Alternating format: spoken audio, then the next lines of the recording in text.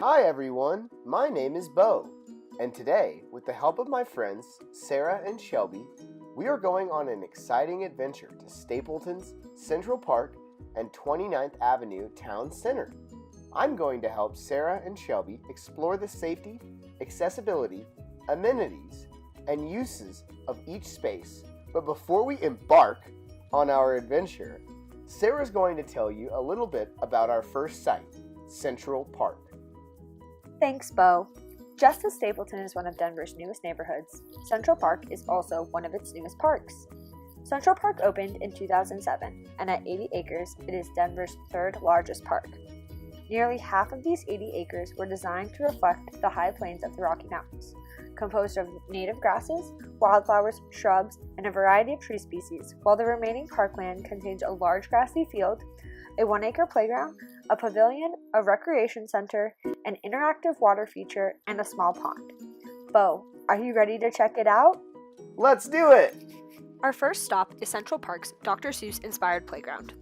At first glance, one of the most unique features of the play space are the massive purple mounds, which were among the most popular play features in the space. Additionally, the playground contains 2 jungle gyms designed for different age groups, a swing set complete with handicap-accessible swings, slides built into fake rock features, a beautiful art piece, and even a musical feature. Inherently, this space was primarily used by young children and their caretakers. While the kids enjoyed the numerous play features offered by the various play structure elements, caretakers utilized the large number of seating and picnicking options available within the space. The playground is also directly adjacent to a well-maintained restroom area, a bicycle parking station, and a water fountain, adding an extra level of convenience to the user experience. Hey Bo, in addition to the amenities, what do you think is the most important part of parks and public spaces? The people, of course. Let's go find some people to talk to.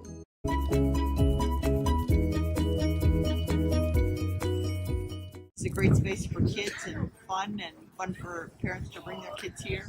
We were here yesterday with David also, and there were a lot of kids playing, and it was fun. But the other part of the park where you can walk all the way there and then bike and walk all around I think is spectacular.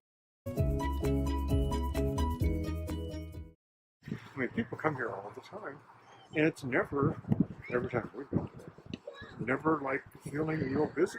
I mean, it's got a lot of people, but it accommodates people. Yeah. Because of the nature of how they've designed it. Yeah. The design of the walkways, the hills, the way the water flows, and everything is just nicely done. I wonder who else we can find.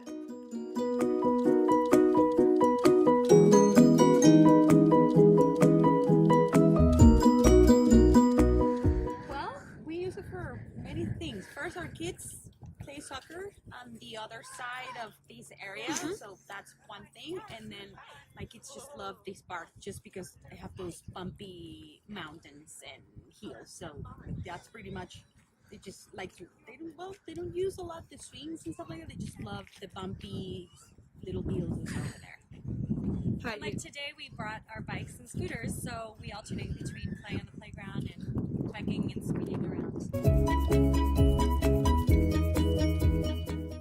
I have a couple suggestions. I think there's a lot of dangerous drop-offs. Okay. Like there's a wall behind you that I've seen kids climb up, and they don't necessarily realize that if they fall, they're just falling on grass. It's really no longer part of the playground. And also too, there's that big rock over there that the kids can climb on. I'm very nervous about one of my kids possibly just walking too far and falling off. So I think there's some dangerous drop-offs in this park. And it needs more shade. Alright, Bo, time to go explore the other 79 acres of Central Park. To the east of the playground is a large sports field, where many youth sports, including a local soccer league, practice and compete.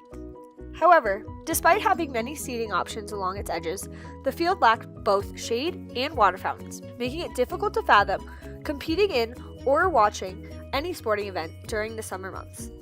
However, the space has the potential to serve many purposes and provides a necessary recreational asset to the surrounding community. As we continued our stroll around the remaining park grounds, we witnessed many people walking, running, biking, and even roller skating along the park's 25 miles of paved and unpaved trails.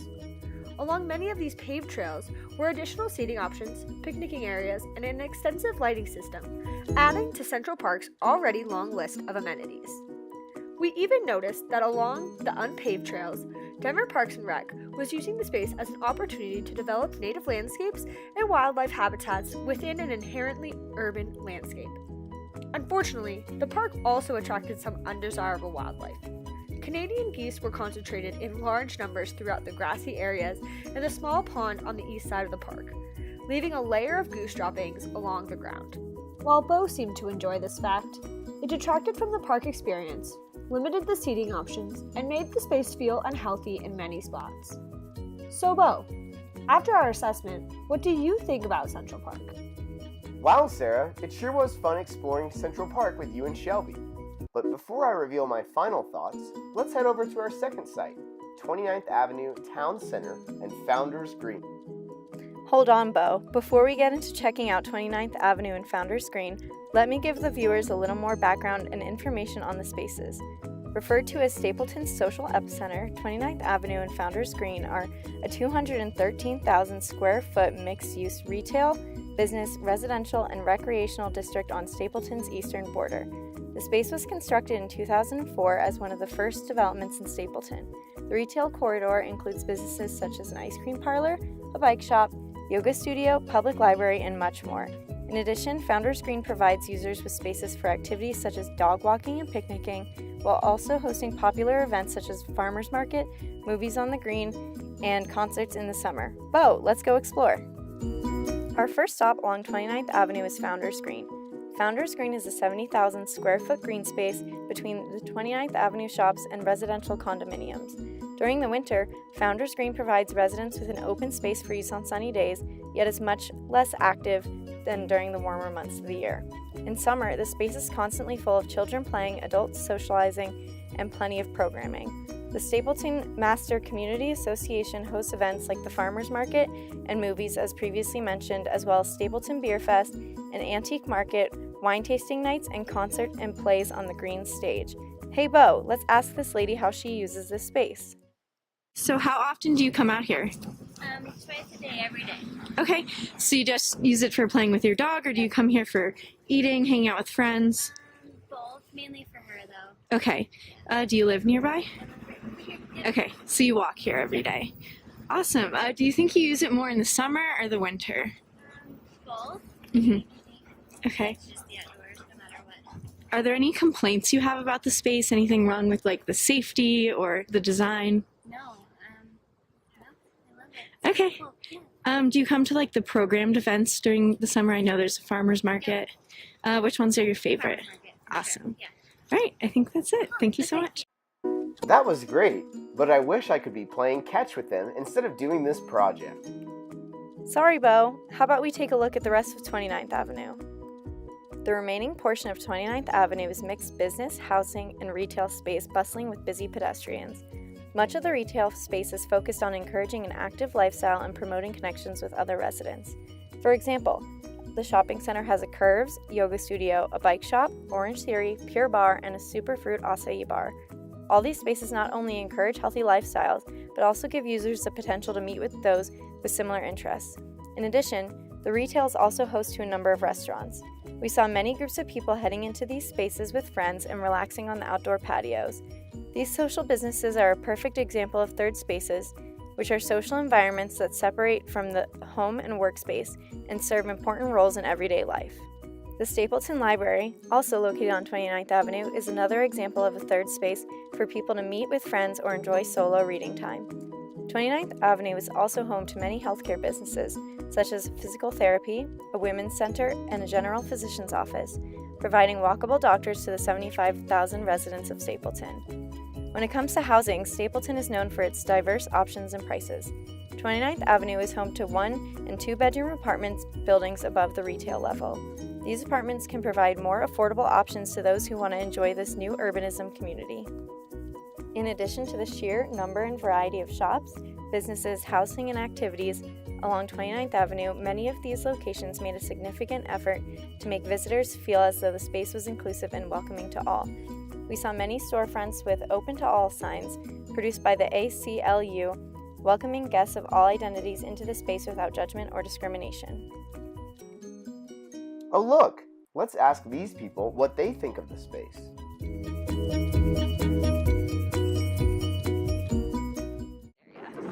Movies on the green. Okay. Probably coming out with all the kids getting blankets and chairs set up on the green and watching Indiana Jones or some nice old movie or the new stuff they did. I think, what was it? One of those Pixar movies recently. Shop. Lunch, coffees we're doing today. We're just coming up to grab some Starbucks. Nice. Shopping. Got cute little shops around. Do you? Yeah, definitely. There's a farmer's market that's here on the weekends during the summertime, so it's a lot more traffic when it's nice out. Yeah. So, but I mean, I still think it's pretty steady, even when it's not. Well, we go to yoga at the yoga studio around the corner, so we go there a lot, and then we go to the King Supers over here. Before we wrap up, let's take a look at the role of and amenities along the street spaces on 29th Avenue. Serving as a joining feature between the retail corridor and the green, Founders Square provides a large seating and picnicking area for residents and visitors to stop and hang out or enjoy lunch on a sunny Colorado day. The seating area has a speaker system for enjoying music, numerous seating options, shade trees in the summer, public art features, and a large fountain. Throughout the square, you can also find informational and historical signage informing users about the space and promoting the regular activities held on the green. Additionally, on the 29th Avenue retail corridor, almost all the restaurants in the space have outdoor seating options, bringing the social aspects of these third spaces into the public realm. Aside from the outdoor patios, the street itself is also home to benches, maps, and public art. Bo, how do you feel about the public art?